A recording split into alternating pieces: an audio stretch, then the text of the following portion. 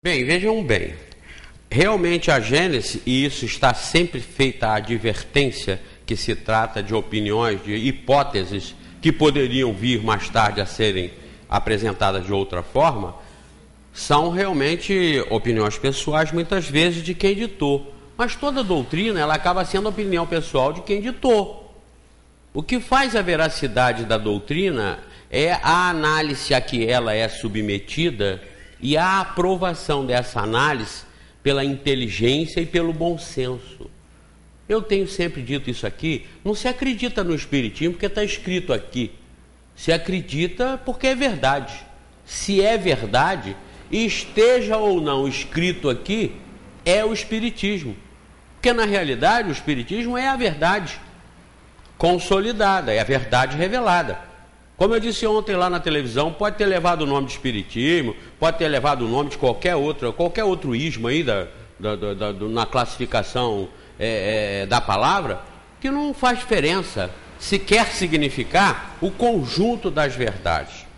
Quando o Livro dos Espíritos fala sobre a geração espontânea, na questão 43 a 49, como ele fala aqui, fala certo, é isso mesmo, geração espontânea. A geração espontânea que se refere ao Espiritismo na criação, no surgimento dos seres vivos na Terra, não é a geração espontânea que Louis Pasteur contestou em 1864. A que Pasteur contestou e provou que não era verdade, era o seguinte: você pegar um lenço velho, botar dentro de uma caixa totalmente lacrada, e esse lenço velho iria se transformar num morcego. Você pegar um pedaço de carne e colocar dentro de um determinado recipiente e dali gerar uma porção de bichos, de micróbios, como acontecia, e na época a ignorância humana admitia que aquilo fosse geração espontânea. Não é. A geração espontânea a que se refere o Livro dos Espíritos é a geração da vida, o surgimento da vida no planeta Terra. E como acontece em outros planetas, aqui foram colocados todos os germes, todos os DNAs de todo ser vivo. Isso é um planejamento universal do Criador. Não me perguntem, não, mas como é que ele trouxe, como é que ele fez, com pinça, sem pinça? Não, isso é uma regra universal. Nós ainda estamos muito aquém de compreender muito mais do que isso. Mas o que dizem os Espíritos é que em todo o globo, quando o globo deu condições, porque antes o material todo aqui era inorgânico, a partir de toda a conturbação, a convulsão geológica, física que aqui aconteceu, com o resfriamento, inclusive, da temperatura que antes era pela incandescência muito forte, originário isso aqui do núcleo que hoje é o Sol, e que por sua vez se originou de uma nebulose, tudo em altíssima temperatura e altíssimas conturbações. Quando esse fragmento aqui, que é a Terra, assim como Mercúrio, Vênus, Terra, Marte, Júpiter, Saturno, Urano e Netuno, e Plutão e outros que estão ainda no anel do Sistema Solar, nas bordas do Sistema Solar, quando tudo isso começou a resfriar, como está até hoje, sofrendo transformações, começou a chegar nas condições que estão aqui, parecidas com essa, um pouco mais quentes, mas, aliás, tinha Pangeia, porque esses continentes estavam todos juntos, e depois se separaram. Vocês vejam que a África aqui, ó, ela encaixa, ela é um fragmento que saiu aqui da América do Sul, que se desencaixou do Brasil. Então isso aqui tudo sofreu, como está sofrendo até hoje, transformações. A catástrofe que nós tivemos em Friburgo aí são as transformações. A diferença é que nós estamos aqui hoje, nós passamos por essas. Os japoneses passaram por aquelas que estão acontecendo lá. Em Pompeia, com a explosão do Vesúvio, os que lá estavam se submeteram aos efeitos do Vesúvio. Foram 22 mil mortos instantaneamente com a explosão do vulcão. Isso vai acontecer sempre, a Terra vai estar sempre passando por transformações. Quando ela resfriou e começou a dar condições de surgirem os elementos orgânicos, isto é, os inorgânicos, passaram a desenvolver um processo de admitir uma organização capaz de absorver uma energia do ambiente, uma energia que é universal, chamada em forma de fluido vital. essa matéria que começou a se organizar e a tomar outras características, chegou a um ponto da característica de absorver vida, absorver uma energia que a fez agir e se desenvolver de uma forma diferente com a matéria que era antes inorgânica e que agora já dava condições de absorção. Tem um papel chamado papel celofane e tem um papel chamado papel toalha. O papel toalha, você dá um pingo d'água nele, ele absorve. O papel celofane, você dá um pingo na água nele, ele escorre. Os dois são papel. Um absorve a água, outro não absorve. No mundo, tudo, no planeta, tudo era matéria. Matéria cósmica universal. Isso aqui é matéria cósmica. Isso aqui é das estrelas. Vocês são parte de estrelas. Olha que importante, sabiam? Vocês podem sair daqui brilhando hoje, olha. Vocês são parte de estrela. Nós um dia fomos estrela. Não só em relação ao corpo, mas até ao espírito. Porque nós somos o processo da evolução. Entendam, percebam isso. Então essa matéria que está aqui, da qual nós somos matéria daqui. Todos vocês e eu. Nós temos 100 trilhões de células, todas elas advindas daqui. Então nós somos a Terra transformada. Por isso que lá disse, vocês vieram do pó e ao pó voltarão. Isso é verdade. Está escrito na Bíblia, é verdade. Não é porque está lá que é verdade e está lá. Então nós somos parte disso. E esse desenvolvimento, esse surgimento nosso como ser orgânico, como ser humano, ele surgiu aqui quando a matéria, como eu disse, deu a condição de absorver a vida. E essa absorção de vida, ela foi se dando em várias partes do globo ao mesmo tempo, e à medida que o globo continuou resfriando e continuou se tornando mais estável, essa vida começou a se proliferar e a se desenvolver, com as espécies e espécies determinadas pela inteligência suprema. Tem um plano universal para isso. Assim como aconteceu aqui, está acontecendo em muitos e muitos bilhões e trilhões de outros mundos. Pois bem, o processo do resfriamento e da estabilidade climática, estabilidade continental, continuou se acelerando, continuou se processando. E quanto mais o planeta foi dando condições do surgimento de mais e mais e mais vida, mais e mais e mais vida começaram a surgir nas suas respectivas espécies, engenhada, planejada e arquitetada pela inteligência suprema, causa primária de todas as coisas. Nesse desenvolvimento, surgiram os dinossauros, antes dos dinossauros os brotonsauros, e antes dos brotonsauros os polissauros, e eu não sei se isso existe, eu estou chamando tudo de sauros, porque tudo lá para trás. Então as moléculas, as amebas, tudo isso foi se movimentando, foi se desenvolvendo, foi se multiplicando ao infinito. Se você olhar o planeta, você está olhando assim um ser vivo. Isso chega a pulsar de vida, de energia. É a hipótese Gaia de que o planeta é vivo e ele pode morrer, ele está morrendo. Realmente, se você olhar no todo, isso é tudo vida. A água que predomina em 2/3 do globo é viva, é o elemento da vida, é o berço da vida. Toda a vida surgiu a partir da água e continua ainda surgindo.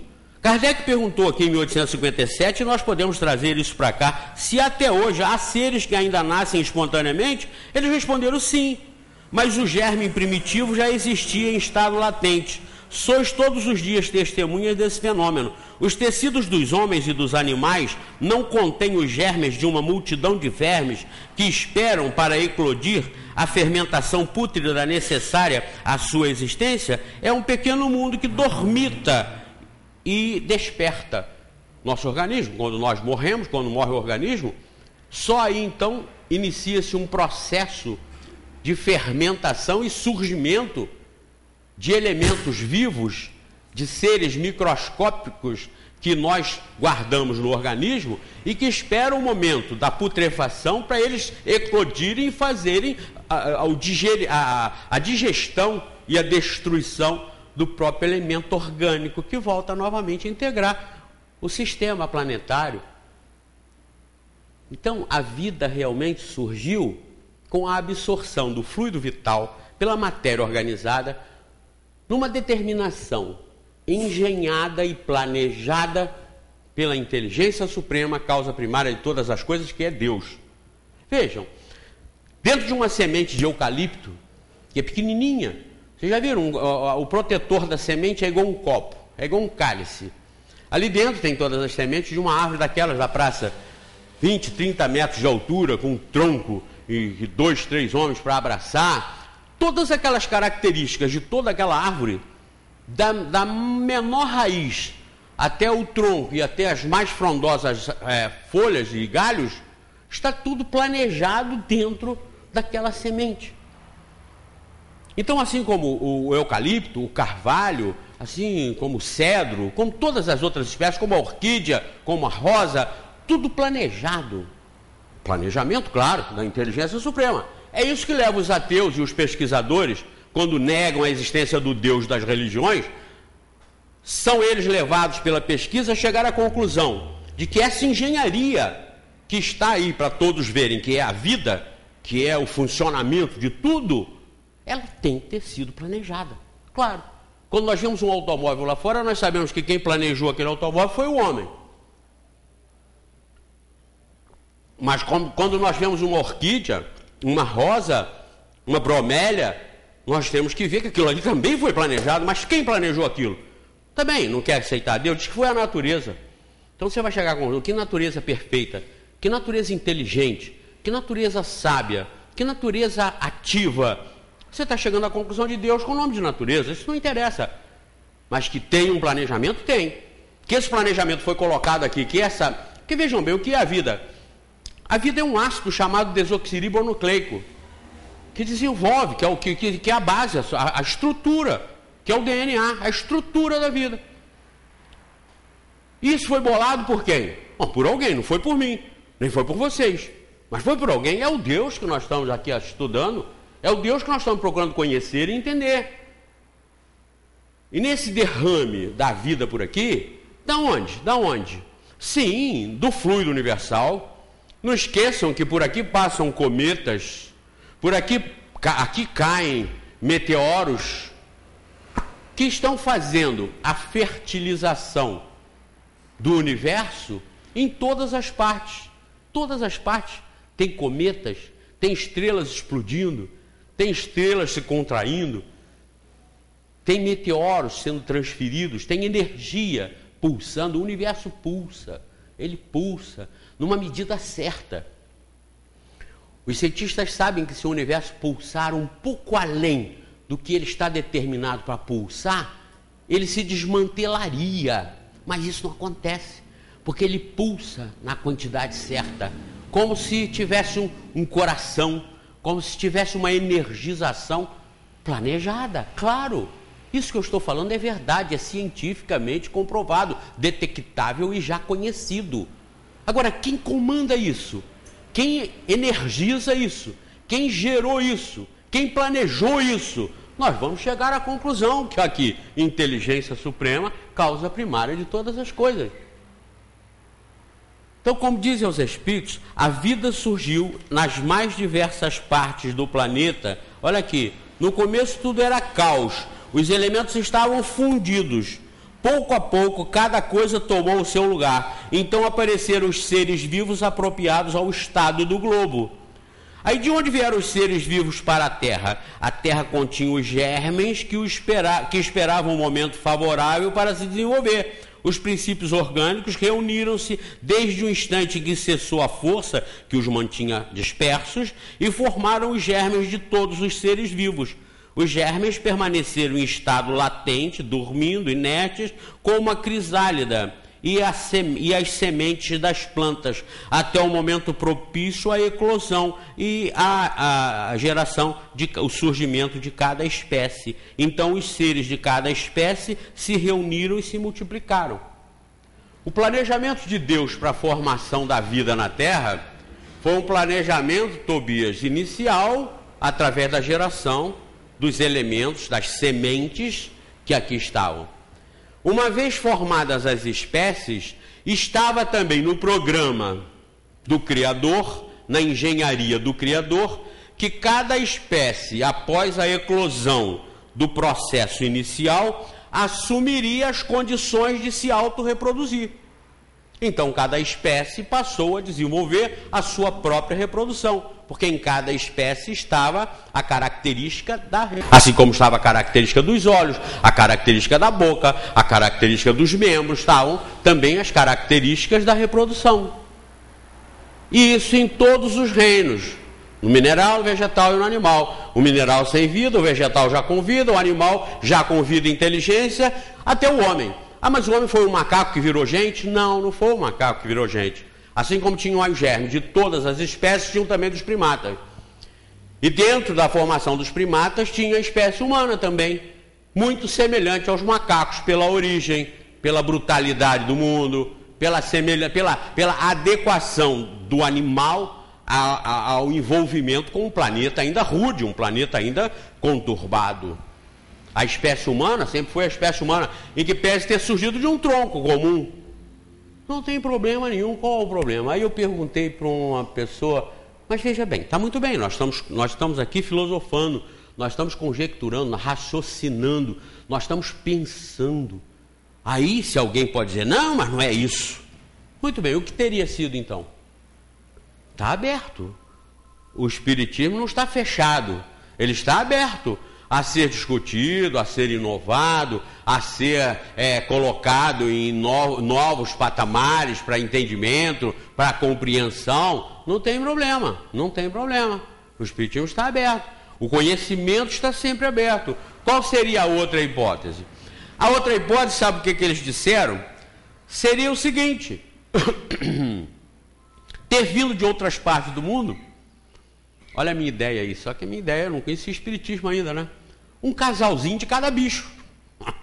Um casalzinho de cada bicho, Mônica, e jogado aqui. Ou vários casaizinhos de vários bichos. Complicado, né? Hein, Deide? Complicado, né? Trazer seria uma arca de Noé ao contrário, né? Seria uma arca de Noé para trazer um casalzinho de cada bicho e botar aqui. E a criação dá certo também, né? Porque tinha esse detalhe. Olha que sabedoria, olha para cá e vê que sabedoria. Ainda dizer para você, Paulinho, nós somos temente a Deus. Como temente a Deus? Nós temos a origem em Deus, né? Nós somos filhos de Deus, nós somos a criação de Deus. Como ter medo de Deus? Aí surgiram em várias partes do planeta, não só os animais irracionais, como as diversas espécies. Vejam também a questão da evolução, como é importante, como é estudada pelo Espiritismo, com lógica e sensatez. Uma grande parte das espécies vivas, de animais, de plantas e de animais vegetais que existiram aqui, nós nem conhecemos, nós nem chegamos a conhecer. Agora há poucos dias descobriram aí na América do Sul mesmo, acho que foi até no Brasil, um animal pré-histórico que nunca se tinha tido notícia dele. Então observem, para que essa inteligência suprema teria colocado esses animais aqui que não seriam nem conhecidos da espécie humana? Para quê? Se não um processo fácil de entender, que é o da evolução, é a vida, é a inteligência, é a matéria se transformando. Nós já estamos num ponto privilegiado. Não que fomos colocados aqui por Deus, mas nós no processo da evolução já somos humanizados. Já temos, significa o quê? Que temos inteligência, temos racionalidade, comandamos essa inteligência por conta própria, por livre arbítrio. Então nós já atuamos como deuses também. Dentro da criação, nós atuamos com a inteligência, transformando a própria criação de Deus em novas utilidades ou em novos artefatos que sejam interessantes e importantes para a nossa existência e para a nossa sobrevivência. Olha, somos nós. Então isso só nós fazemos. Só nós espíritos fazemos. Espíritos humanizados. Os animais irracionais não fazem, porque eles ainda não são humanizados. Eles não têm raciocínio. Eles não têm vontade própria. Eles existem e se desenvolvem por uma regra da natureza, por uma regra pré-estabelecida para que eles continuem dando sequência àquele processo de evolução. Mas nós não. Nós somos superiores a tudo isso. Então vejam a nossa importância. Não se lamentem aí porque tenham alguns problemas. Todos nós temos problemas e vamos continuar tendo. Os problemas fazem parte do processo, do aprendizado, do trabalho, do desenvolvimento da nossa inteligência, do nosso sentimento. Faz parte.